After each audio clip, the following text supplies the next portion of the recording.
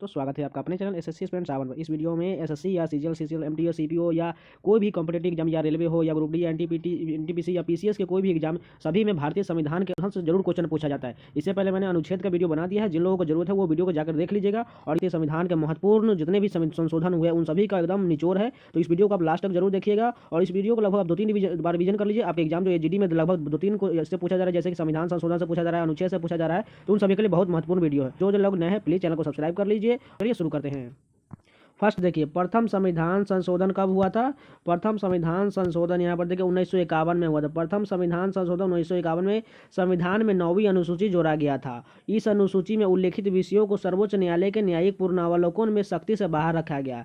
आपको एग्जाम में ऐसा पूछा जाएगा, प्रथम संविधान संशोधन कब हुआ था, 1951 में। और कौन सी अनुसूची जोड़ी गई थी, 9वीं अनुसूची जोड़ी गई थी। आगे देखते हैं, यहाँ पर देखिए 7वां संविधान संशोधन 1956 में हुआ था। 7वां संविधान संशोधन 1956 में, इसके द्वारा भाषा के आधार पर राज्यों का पुनर्गठन। 7वां संविधान संशोधन द्वारा राज्यों का पुनर्गठन किया गया था, जो 1956 में हुआ था। इसके द्वारा 14 राज्य एवं 6 केंद्र शासित प्रदेश बनाए गए थे। यहाँ सिंपल पूछा जाएगा आपका, 7वां संविधान संशोधन 1956 क्या किया गया था, राज्यों का पुनर्गठन किया गया था। और ये साल भी आपको याद रखना है। तो आगे देखते हैं, 10वां संशोधन अधिनियम 1961 में हुआ था। 10वां संविधान संशोधन 1961 में, इसके द्वारा दादर नगर हवेली को भारतीय संघ में जोड़ा गया था। 10वां संशोधन अधिनियम 1961 में दादर नगर हवेली को भारतीय संघ में जोड़ा गया था। उसके बाद देखिए 11वां संशोधन अधिनियम 1961 में, इसके द्वारा राष्ट्रपति या उपराष्ट्रपति के निर्वाचन को उपयुक्त निर्वाचन मंडल में रिक्तता के आधार पर चुनौती नहीं दी जा सकती है। 11वां संशोधन अधिनियम 1961 में, इसके द्वारा राष्ट्रपति या उपराष्ट्रपति के निर्वाचन के बारे में बताया गया है। 12वां संशोधन अधिनियम 1962 में हुआ था। इसके द्वारा गोवा दमन द्वीप को भारतीय संघ में शामिल किया था। इंपॉर्टेंट है, इसको नोट कर लीजिएगा। 12वां संशोधन अधिनियम 1962 में हुआ था। इसके द्वारा गोवा दमन द्वीप को भारतीय संघ में शामिल किया गया था। 13वां संशोधन अधिनियम 1962 में हुआ था। 13वां संशोधन अधिनियम, इसके तहत नागालैंड के बारे में विशेष प्रावधान, इसको नोट कर लीजिए, ये बार बार पूछा जाता है। 13वां संशोधन अधिनियम 1962 में, 13वां संशोधन अधिनियम 1962 में, इसके तहत नागालैंड के बारे में विशेष प्रावधान किया गया है।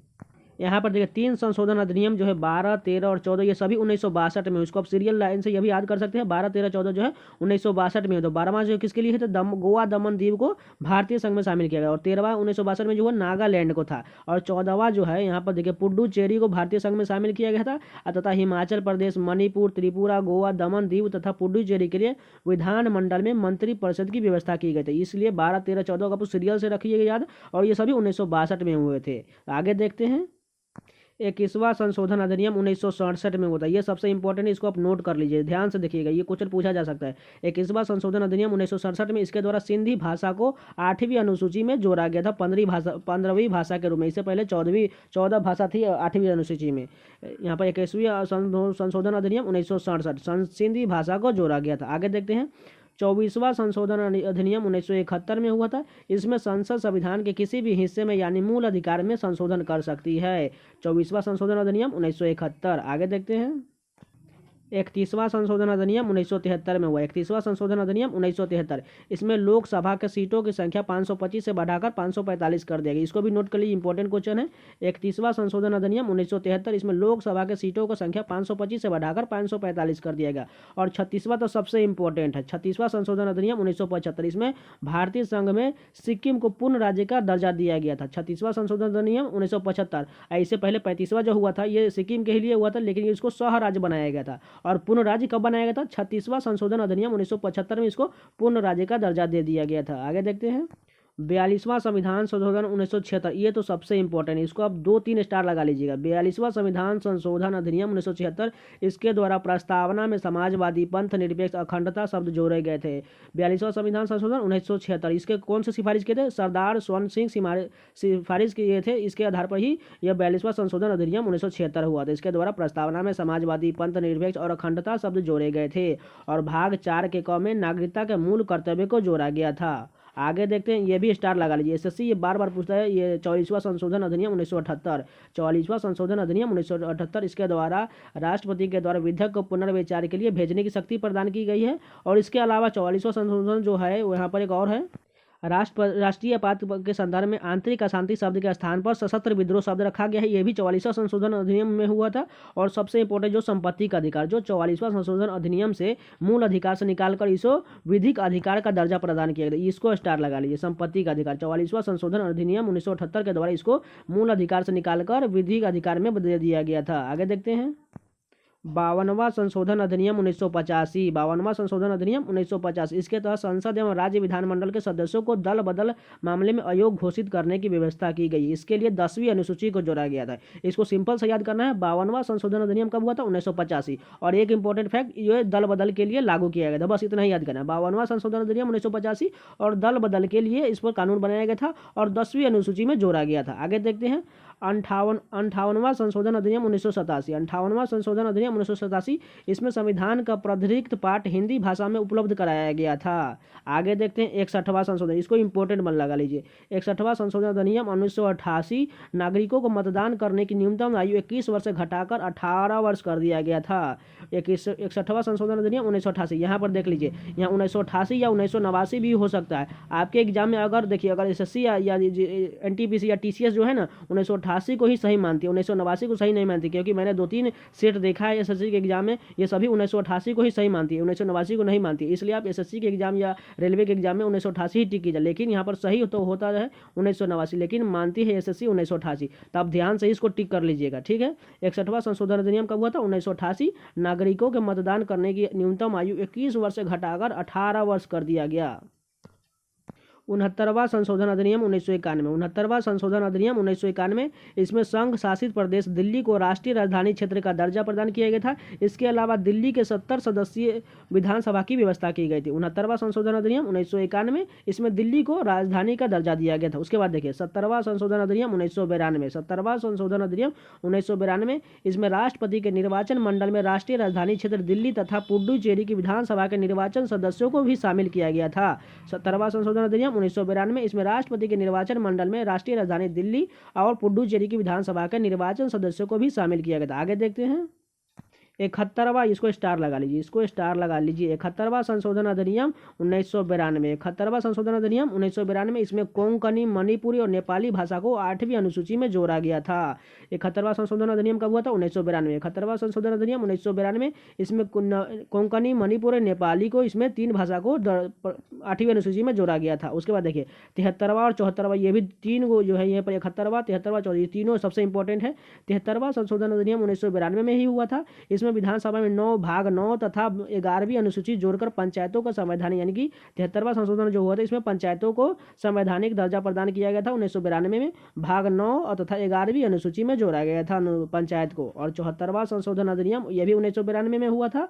इसमें भाग 9 क तथा 12वीं अनुसूची में यहाँ पर नगर पालिका, शहरी स्थानीय निकायों के लिए संवैधानिक दर्जा प्रदान किया गया था। फिर से एक बार रिपीट कर देते हैं। देखिए 71वां संशोधन अधिनियम 1992 में हुआ था। 73वां संशोधन ये भी 1992 में। 74वां संशोधन ये भी 92 में।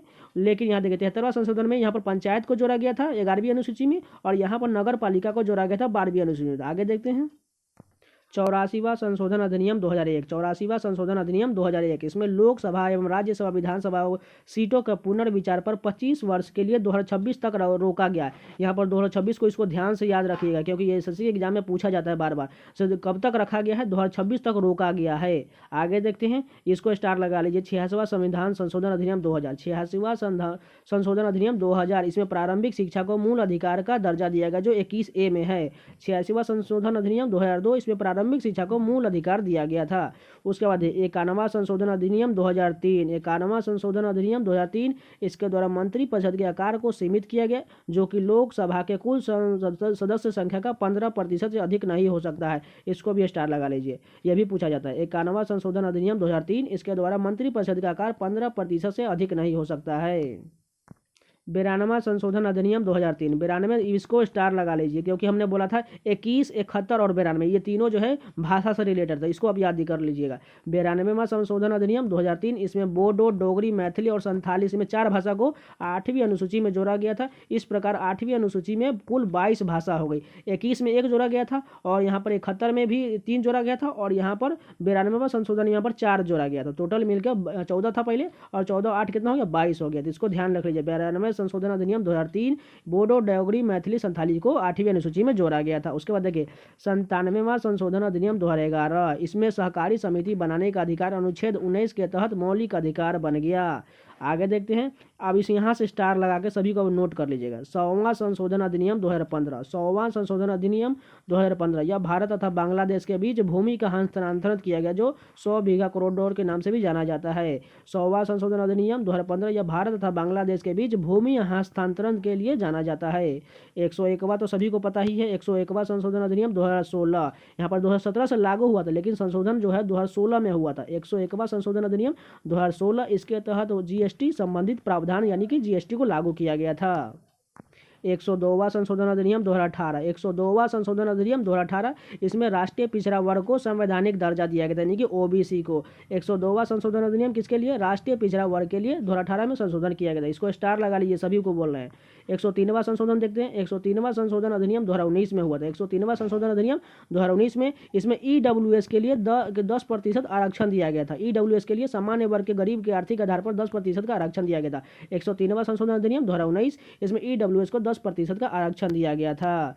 104वां संशोधन अधिनियम देखते हैं, जो 2019 में ही हुआ था। 104वां संशोधन अधिनियम 2019, इसमें लोकसभा तथा राज्यसभा विधानसभा में अनुसूचित जाति यानी कि एसटी के लिए 10 वर्ष की वृद्धि या लोकसभा एवं राज्यसभा की विधानसभा के नाम निर्देशन आंग्ल भारतीय समुदाय के प्रतिनिधित्व संबंध का समापन, यानी कि इसमें जो आंग्ल भारतीय समुदाय था उसको समाप्त कर दिया गया था। 104वां संशोधन अधिनियम, और इसमें एसटी को 10 वर्ष का यहाँ पर और बढ़ा दिया गया।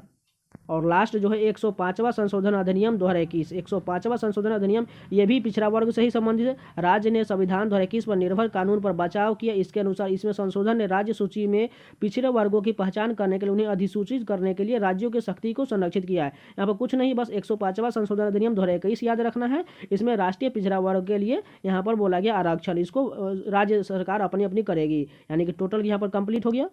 और मैंने जो भी स्टार लगाया उसको भी आप ध्यान से रखिए याद, क्योंकि वही क्वेश्चन लगभग हर बार रिपीट होकर ही पूछा जाता है।